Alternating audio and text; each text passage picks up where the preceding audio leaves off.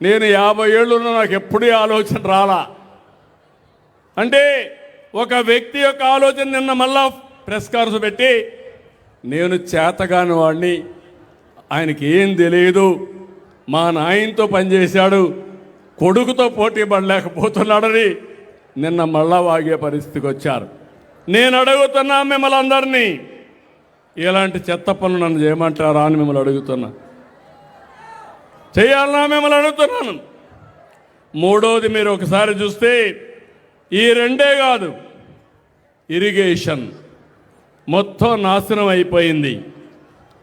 ₹1 ఖర్చు పెట్టలేదు. రాయలసీమ రాళ్లసీమగా మారిపోయింది. ఇంకో పక్క నేను ఆ రోజు ఇరిగేషన్ ప్రాజెక్టుల పైన అన్ని జిల్లాలకు వెళ్ళి ప్రజా చైతన్యం కోసం కృషి చేశాను.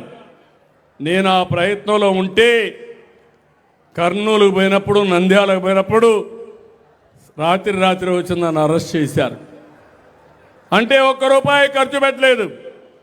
ఈరోజు మీరు గుర్తుపెట్టుకోవాలి, ఈరోజు భానుగారు అడిగారు, కృష్ణా జలాలు మాకు కూడా కావాలని అడిగాడు. ఈరోజు కృష్ణా జలాలు రాయలసీమలో ఇవ్వచ్చని ఆలోచించిన ఒకే ఒక నాయకుడు నందమూరి తారక రామారావు గారు.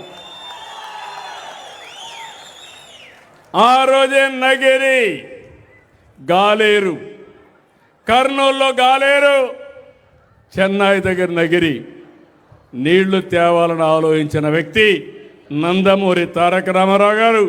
ఆ నీళ్లు మళ్ళీ మీకు ఇచ్చే పార్టీ ఎన్డీఏ పార్టీ అని మరొక్కసారి మీ అందరికీ హామీ ఇస్తున్నా.